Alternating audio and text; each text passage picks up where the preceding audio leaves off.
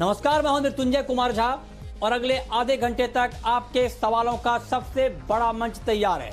अगर आपने कमोडिटी में ट्रेड किया है या फिर नया ट्रेड करना चाहते हैं, जानना चाहते हैं कि आपके लिए कहां पर कमाई के मौके बनेंगे, तो आप सवाल पूछिए।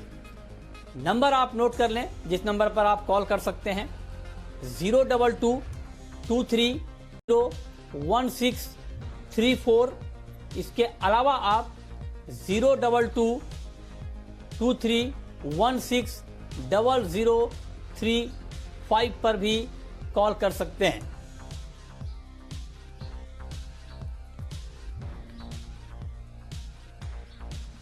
तो सवाल जवाब का सिलसिला शुरू करेंगे, लेकिन उससे पहले हम बात करेंगे एक महत्वपूर्ण खबर की। और खबर यह है कि जून में जेम्स ज्वेलरी का एक्सपोर्ट 35% तक घटा है, भारी गिरावट आई है। और अप्रैल से जून के बीच अगर हम 3 महीने की बात करें, जो कि कंप्लीट कोरोना काल का पीरियड है, तो अप्रैल जून के दौरान 55% तक की गिरावट आई है जेम्स और ज्वेलरी के एक्सपोर्ट में। अब सवाल यह है कि क्या अभी और एक्सपोर्ट कम होगा या आगे कुछ रिकवरी की उम्मीद है, इसी पर हम बातचीत करेंगे। और इस पर बातचीत करने के लिए हमारे साथ फोन लाइन पर हैं कोलिन शाह, जो कि चेयरमैन हैं जीजेईपीसी के। मिस्टर शाह, बहुत बहुत स्वागत है आपका जी बिजनेस पर। ये तो ठीक है कि भाई जो अभी कोरोना का पीरियड है, इसमें एक्सपोर्ट की डिमांड कम हुई है, क्योंकि दुनिया के सभी देशों में कामकाज ऑलमोस्ट ठप था। लेकिन अब यहां से आगे की जर्नी कैसी होने वाली है?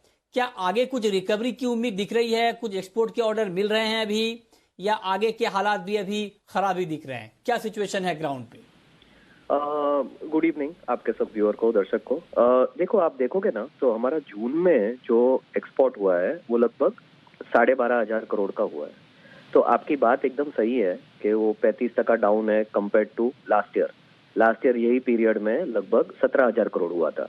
बट आप ऐसो देखोगे तो अप्रैल टू जून हमारा जो एक्सपोर्ट हुआ है वो है 21,000 करोड़ का, जो लास्ट ईयर सेम पीरियड में 42,000 करोड़ था। तो अगर आप देखोगे तो हाँ, 55% डाउन है अप्रैल टू जून, मगर खाली जून में ना खाली 35% डाउन है। अब ये देखोगे तो अप्रैल मई में वीवर लगभग 70-80% डाउन थे, और जून में अच्छा रिकवरी हुआ है, क्योंकि लॉकडाउन भी खुला 10 से 25% पे। हमारे जो मेन सेंटर्स है मुंबई और सूरत और जयपुर, तो वहां से जो लॉकडाउन खुला और फैक्ट्रीज थोड़ी थोड़ी चालू हुई, उसमें एक्सपोर्ट इम्प्रूव हुआ है कंपेयर टू अप्रैल में। अब आगे जाके जो बात है, तो जुलाई अगस्त सितंबर में हम ऐसे आशा रखते हैं कि लगभग 30-40% डाउन रहेगा, मगर 60-70% हमारे जो मेन बाजार है, आज देखोगे तो यूएस है, चाइना है, यूरोप के मार्केट्स है, गल्फ है, तो वहां पे थोड़ा रिकवरी होना चाहिए। सो हमारा आज के गेस्टिमेट के हिसाब से ये है कि हम लोग एक्चुअली जून के नंबर से थोड़े हैप्पी है कि अप्रैल में जितना डाउन नहीं है, जून में अच्छा रिकवरी हो गया। ठीक है, तो आप इसको, ठीक है, ये अच्छी बात है कि आप थोड़ा पॉजिटिव साइड में देख रहे हैं कि अप्रैल मई के मुकाबले जून में रिकवरी हुई है। ठीक है, मैं लेकिन आपसे ये जानना चाहता हूं कोलिन शाह जी कि जुलाई का आधा महीना अभी बचा है और आगे तो जो होगा वो देखना होगा, लेकिन मैं आपसे जानना चाहता हूं कि अभी जुलाई ऑनवर्ड्स क्या एक्सपोर्ट डिमांड में कुछ सुधार देखने की उम्मीद है? हाँ, जुलाई ऑनवर्ड्स सुधार 100% होगा, क्योंकि यूएस, चाइना और यूरोप अच्छा खासा लॉकडाउन से खुल गया है। बहुत सारे वहाँ पे पार्ट्स ऑफ द कंट्री हैं जहाँ पे मॉल भी खुल गए हैं। ई कॉम डिजिटल बिजनेस भी मच बेटर है। जो आप अप्रैल में जून का पीरियड देखोगे तो उससे काफी सुधार हो गया है। और जैसे जैसे लॉकडाउन खुलेगा, आई थिंक इंडिया में भी, वैसे हम लोग और मैन्युफैक्चर करके बेच पाएंगे। तो थोड़ा बिजनेस अब रिकवरी मोड पे है। और आप इंडिया में देखोगे तो गवर्नमेंट ने भी बहुत अच्छा सपोर्ट किया है लास्ट 3 महीने में। हमारे सारे एक्सटेंशन हो गए हैं, ये जो एमएसएमई का नया डेफिनेशन आया, बैंक्स ने भी जो Covid loan, specially state bank of India और दूसरे बहुत सारे पब्लिक सेक्टर बैंक से दिया है, तो उससे बहुत राहत मिली है हमारे मैन्युफैक्चरर्स और एक्सपोर्टर्स को। तो जुलाई अगस्त सितंबर डेफिनेटली अप्रैल में जून के मुकाबले बेटर रहेगा। ठीक है, तो आप कह रहे हैं कि जुलाई अगस्त और सितंबर अच्छा रहेगा, अच्छी डिमांड यहाँ पर रहेगी। बहुत शुक्रिया कोलिन शाह आपका हमारे साथ जुड़ने के लिए और बताने के लिए कि आगे जेम्स एंड ज्वेलरी की एक्सपोर्ट डिमांड कैसी रहेगी।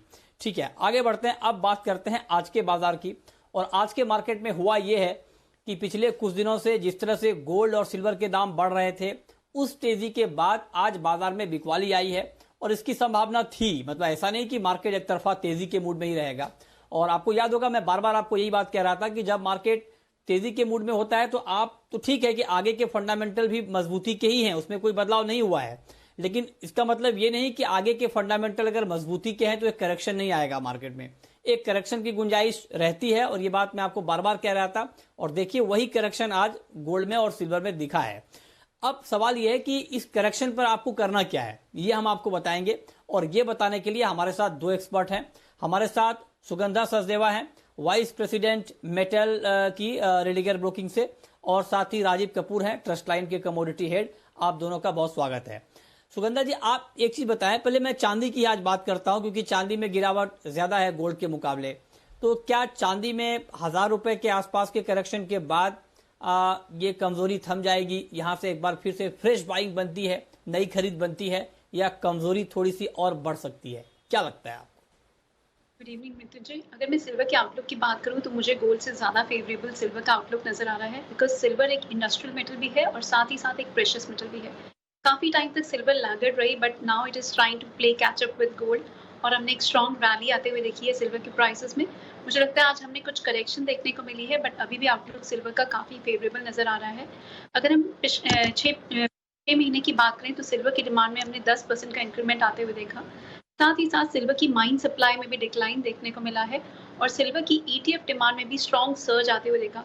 सो मुझे लगता है सिल्वर अभी भी काफ़ी फेवरेबल नजर आ रही है।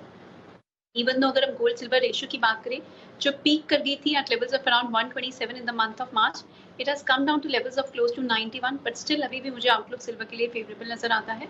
In case prices manage to sustain above 53,500, जो एक क्रूशियल हर्डल है, एक सस्टेन रैली देखने को मिल सकती है सिल्वर के प्राइसेस में। और अगर आज मैं सिर्फ इंट्राडे सेशन की भी बात करूं तो मुझे लगता है बाइंग करके चल सकते हैं in silver at levels of around 52,000। Stops रहेंगे 51,650 ऑन द डाउन साइड और हाई साइड में टारगेट कर सकते हैं 52,750 first and then 52,900 odd levels. Having said 53,500 एक स्ट्रॉन्ग हर्डल रहेगा। अगर ये ब्रेक होता है तभी एक फर्दर सस्टेन रैली देखने को मिलेगी in international markets as well as in domestic markets. ठीक है, तो ये राय है आपकी बुलियन मार्केट के ऊपर। राजीव जी, लेकिन मैं आपसे सीधा सवाल ये पूछना चाहता हूं कि आज शाम के कारोबार के लिए बिल्कुल करंट मार्केट प्राइस पर, बिल्कुल ताजा भाव पर सोने में और चांदी में क्या ट्रेड करना चाहिए? मृत्युंजय जी, सोना तो मुझे लगता है कि एक अच्छा करेक्शन लेके और एक सपोर्ट उसने ऑनर भी किया है आज 48,800 का। तो मेरी राय में तो सोने में खरीदारी बनेगी अगर यहाँ से 100 रुपये के आसपास भी करेक्शन आए। और भाव के जो टारगेट रखे जा सकते हैं वो 49,100 49,200 तक के रहेंगे। चांदी में मुझे लगता है कि करेक्शन जो कल आज जो सुबह से स्टार्ट हुई है, गैप डाउन ओपनिंग हमने देखा है, मुझे लगता है थोड़ा करेक्शन गहरा सकता है। एक बार भाव 51,800 51,500 तक आ सकते हैं। और मैं पूरे तौर पर सुगंधा जी के साथ सहमत भी हूँ कि लॉन्ग टर्म ट्रेंड में मुझे चांदी अभी भी बहुत तेज लगता है। और नीचे में अराउंड 51,500 और 51 आए तो पोजिशनल बेस पे लॉन्ग कर सकते हैं। 50,000 का स्टॉप लॉस रखना चाहिए। और ऊपर में पहला जो हर्डल जो कल बाजार ने 53,200 पे दिखाया वो टारगेट रखा जा सकता है पोजिशनल में। और ऊपर में फिर 55-56,000 के टारगेट भी देखे जा सकते हैं। बट इंट्राडे के लिए मैं आज यहाँ पर शॉर्ट की रिकमेंडेशन दूंगा 52,600 के स्टॉप लॉस से 51,800 के टारगेट के लिए। ठीक है, तो ये राय आपकी है। आज के मार्केट में आपको करना क्या है इस पर आप नजर रखें। लेकिन एक सवाल सुगंधा जी मैं आपसे पूछूंगा, फिर हम सवाल जवाब शुरू करेंगे। और वो सवाल ये है कि ओपेक की मीटिंग शुरू हो रही है क्रूड के उत्पादन के मसले पर। हालांकि डिमांड को लेकर हालात बेहतर नहीं हैं क्योंकि दुनिया भर में जिस तरह से कोरोना के आंकड़े बढ़ रहे हैं, ऐसे में डिमांड घटने की चिंता मार्केट में बनी हुई है। अमेरिका जो कि दुनिया का सबसे बड़ा कंज्यूमर है कच्चे तेल का, और वहां पर भी लगातार नंबर बहुत तेजी से बढ़ते हुए दिख रहे हैं कोरोना के। WHO ने वार्निंग दी है, चेतावनी दी है कि आगे हालात और खराब हो जाएंगे। तो ऐसे में क्रूड पर क्या राय होगी आपकी? मृत्युंजय, अगर क्रूड की प्राइसेस की बात करें तो हमने ऑलरेडी एक स्ट्रॉन्ग रिकवरी आते हुए देखी। जैसा लॉकडाउन में ईजिंग हुई, डिमांड में भी कुछ हद तक पिकअप आया और प्राइसेस ने एक स्ट्रॉन्ग रिकवरी दिखाई है। बट यहाँ पर अब काफ़ी सारे कंसर्न्स हैं मार्केट में। मुझे लगता है ये रैली कुछ हद तक यहाँ स्टॉल हो सकती है। डिमांड मुझे लगता है यहाँ पे कैप रहेगी, बिकॉज यूएस में भी काफ़ी हद तक वापस से ट्रैवल रिस्ट्रिक्शंस इम्पोज हुई हैं और काफ़ी सारी स्टेट्स हैं जो लॉकडाउन ईजिंग के प्लान से उनको हॉल्ट किया है, स्पेशली कैलिफोर्निया ने। और साथ ही साथ लिबिया से कुछ हद तक एक्सपोर्ट्स रिज्यूम हुए हैं। ईरान भी अपनी प्रोडक्शन को इंक्रीज करने की बात कर रहा है और यूएस की प्रोडक्शन भी मुझे लगता है यहाँ से कुछ हद तक बढ़ सकती है, बिकॉज प्राइसेस काफ़ी हद तक फेवरेबल हो चुके हैं यूएस प्रोड्यूसर्स के लिए। तो यूएस की प्रोडक्शन भी यहाँ से बढ़ सकती है। और साथ ही साथ जो ओपेक की मीटिंग है वहाँ पर ये डिसीजन होना भी बाकी है कि whether they would continue with 9.7 million barrel per day का कट और they will reduce it to 7.7 million barrel per day. अगर ये 2 मिलियन बैरल पर डे की सप्लाई मार्केट में वापस आती है from the side of OPEC in Russia, ये एक नेगेटिव ट्रिगर होगा मार्केट के लिए और प्राइसेस को सप्रेस कर सकता है। सो एक तरफ तो डिमांड कैप्ड है और साथ ही साथ सप्लाई बढ़ने की एक्सपेक्टेशंस बनी हुई है मार्केट में। सो मुझे लगता है आउटलुक स्लाइटली नेगेटिव है। सो 3080 के आसपास मेरी सेलिंग की एडवाइस रहेगी क्रूड में। Stops on the higher side रहेंगे 3165। डाउन साइड में टारगेट कर सकते हैं 2920 से 2900 और लेवल। हैविंग सेड 2900 मार्क अगर ब्रेक होता है तभी फर्दर सेलिंग देखने को मिलेगी, else prices will move in the range of around 2900 on the down side and 3165 on the higher side. ठीक है, ओके। अब शुरू करते हैं सवाल जवाब और पहला सवाल है रमेश का, राजस्थान से हमारे साथ जुड़ रहे हैं। रमेश जी नमस्कार, पूछिए। Hello hello. जी जी पूछें, सुन रहा हूँ। हाँ, राजीव जी से मेरा सवाल है। ग्वारगम मैंने बेचा है 5470 में सेल किया है, अब क्या करना चाहिए इसमें? तो तेजी आ गई है। क्वारगम में आप सेल में हैं। राजीव जी, क्या अभी सेल में बने रहना ठीक है? क्या आज की तेजी से घबराना नहीं चाहिए या आपको लगता है कि मार्केट अब यूटर्न ले रहा है, निकल जाना चाहिए? मृत्युंजय जी, यू टर्न तो नहीं लगता बाजार में। थोड़ा अभी ऐसा लगता है कि स्ट्रेंथ और गेन कर सकता है। जैसे ग्वार सीड है, एक बार 3800-3850 के स्तर तक जा सकता है। तो सिमिलरली गम भी थोड़ा सा बढ़ेगा, हालांकि गम में उतनी तेजी नहीं आनी चाहिए। तो मैं एडवाइस करूंगा कि 5600 के ऊपर का स्टॉप लॉस मेंटेन करके और पोजीशन में बने रहे, इनके प्राइस आ सकते हैं।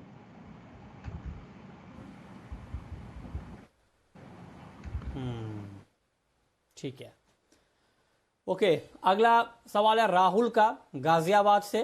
पूछिए राहुल जी। सर मेरा लेड सेल पे है, 147.05 का सेल है सर, इंट्राडे के उस हिसाब से। 147.05 पर आपने सेल किया है लेड। कितना लॉट? एक लॉट। एक लॉट, ओके ठीक है। सुगंधा जी, क्या अभी लेड में सेल का ट्रेड लेना ठीक है? क्या जो इन्होंने ट्रेड लिया है वो ठीक ट्रेड है या निकल जाए, क्या करें अभी? मेरी एडवाइस रहेगी आप लेड में से एग्जिट करें at levels of around 147.40 to 50। बहुत ज़्यादा आपका लॉस नहीं होगा यहाँ पे। लेड में रादर आप बाइंग पोजीशन क्रिएट कर सकते हैं। ऑलरेडी लेड में हमने एक करेक्शन छोटी आते हुए देखी है और आज इंट्राडे के लिए अगर मैं बात करूँ तो मुझे आउटलुक स्लाइटली पॉजिटिव नजर आता है। Prices on the higher side can test levels of around 148.50 to 148.80। So मेरी एडवाइस रहेगी आप लेड शॉर्ट पोजीशन में से एग्जिट करें। ओके ठीक है। अगला सवाल है कैलाश चंद्र मोदी का, सदलपुर से। पूछिए Kailash ji. Sir current rate में कॉपर में फिलहाल क्या करना चाहिए? नमस्कार। ताजा भाव पर कॉपर में क्या ट्रेड लेना चाहिए? राजीव जी बताइए, बिल्कुल करंट मार्केट प्राइस पर कॉपर में क्या किया जाए? मृत्युंजय जी, एक्चुअली कॉपर के बारे में मैं सोच रहा था। अभी हमने कॉपर की पहले कॉल दी थी 499 पर बाई की, फिर मैंने रिवाइज करवा के उसे 500 1.5 किया और कॉपर इतना स्पीडली ऊपर जा रहा है, 504 का भाव हो गया है। थोड़ा सा रेसिस्टेंस के पास आ गया, 505 5.5 एक रेसिस्टेंस जोन है।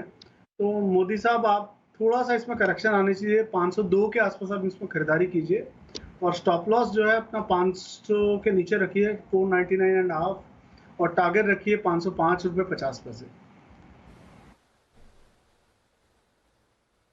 ठीक है, तो ये रहा है आपके लिए कॉपर पर कि कॉपर में भी आपको क्या करना है। 503 रुपए 70 पैसे का भाव है MCX पर कॉपर में। मामूली कमजोरी यहां पर दिख रही है। कल मार्केट में अच्छी तेजी थी, आज शुरुआती दौर में ये तेजी थोड़ी ज्यादा थी, लेकिन उसके बाद आप देखिए कि मार्केट थोड़ा सा रिकवर भी हुआ है और 497 के आसपास का लो लगाया था। उसके बाद वहां से मार्केट बढ़ के 504 के करीब पहुंचता हुआ कॉपर का दिख रहा है। ठीक है, सुगंधा जी, आपका ओवरऑल जो आउटलुक है बेस मेटल के ऊपर अभी क्या है? थोड़ा सा अगर पोजिशनल व्यू रखा जाए बेस मेटल में तो आपका क्या व्यू है, क्या ट्रेड देख रही हैं आप? अगर मैं बेस मेटल्स के कॉम्प्लेक्स की बात करूं तो अभी भी व्यू पॉजिटिव है, इवन दो प्राइसेस कुछ हद तक स्ट्रेच नजर आते हैं। सो स्पेशली कॉपर के प्राइसेस स्लाइटली ओवरबॉट नजर आ रहे हैं, बट आउटलुक अभी भी पॉजिटिव है बिकॉज सप्लाई डिस्ट्रप्शंस को लेके specially from the side of Chile काफी हद तक कंसर्न्स बने हुए हैं और इसी वजह से हमने कॉपर की प्राइसेस में एक सिग्निफिकेंट अपटिक आते हुए देखा। चाइना से डिमांड भी काफी स्ट्रांग रही है और चाइना के मैन्युफैक्चरिंग डेटा भी काफी पॉजिटिव आए हैं। मार्केट में काफी हद तक ये भी रूमर्स हैं कि चाइना स्टॉक पाइलिंग कर रहा है कॉपर की and they are spending too much in their infrastructure sector, जहां कॉपर का काफी हद तक यूसेज है। ये सारे फैक्टर्स हैं जो कॉपर की प्राइसेस को स्पेशली फेवर कर रहे हैं, बट आउटलुक पॉजिटिव रहेगा। बट मुझे लगता है कुछ डिक्लाइंस की वेट करें। 495 लेवल पर कॉपर में बाइंग कर सकते हैं, स्टॉप्स रहेंगे 487, हायर साइड में टारगेट्स रहेंगे 512 एंड देन 520 और लेवल्स। वहीं निकल का आउटलुक भी काफी पॉजिटिव नजर आता है। निकल की डिमांड चाइना से स्टेनलेस स्टील सेक्टर से काफी स्ट्रॉन्ग है और मुझे लगता है निकल के प्राइसेस ने 995 के ऊपर एक ब्रेकआउट दिया and they are headed significantly higher.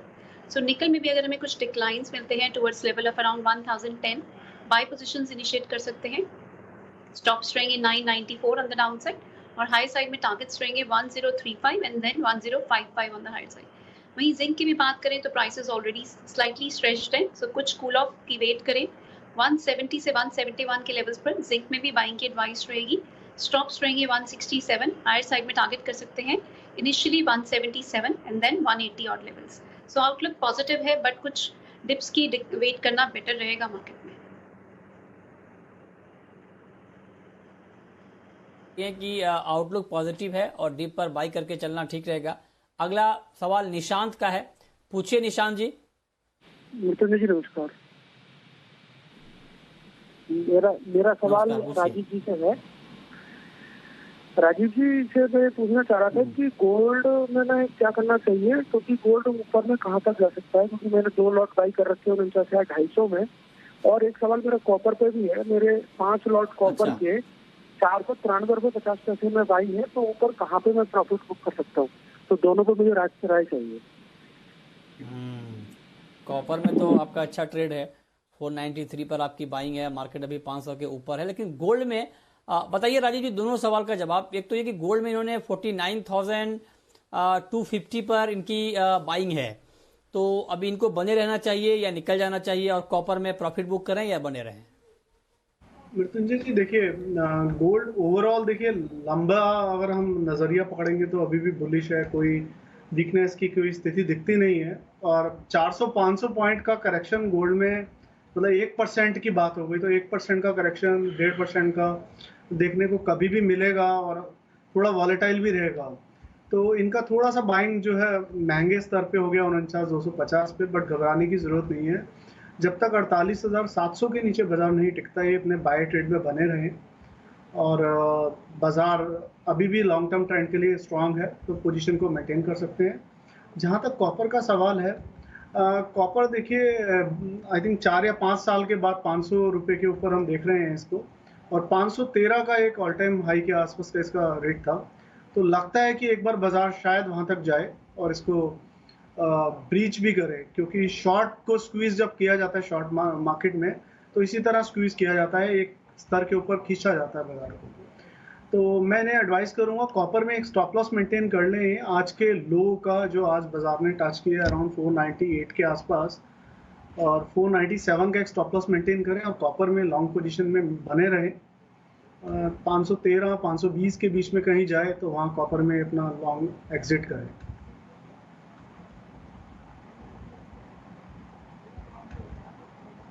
अगला सवाल है राहुल का। राहुल जी पूछिए।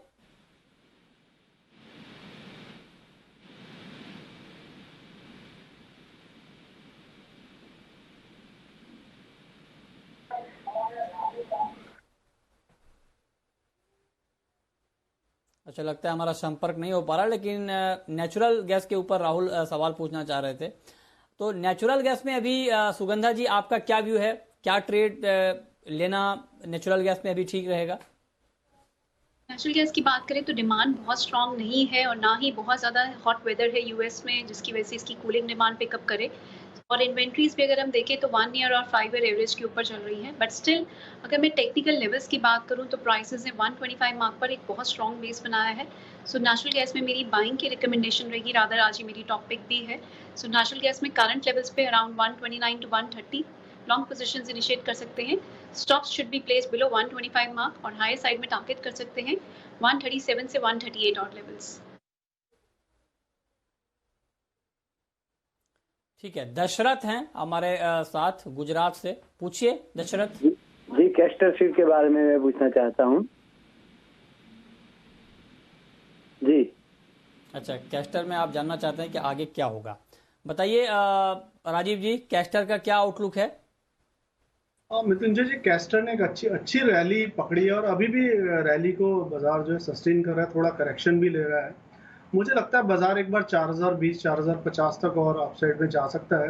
तो हमारी एडवाइस है कि अराउंड 3960 इसमें खरीदारी कर सकते हैं। 3920 का स्टॉप लॉस रखना चाहिए। ठीक है, तो ये रहा है कैस्टर के लिए। अगला सवाल मनीष का है, पूछिए मनीष जी।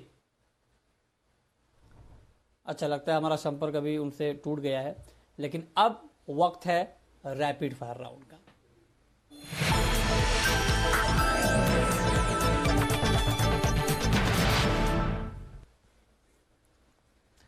राजीव जी, आपकी पहली रैपिड फायर कॉल क्या है?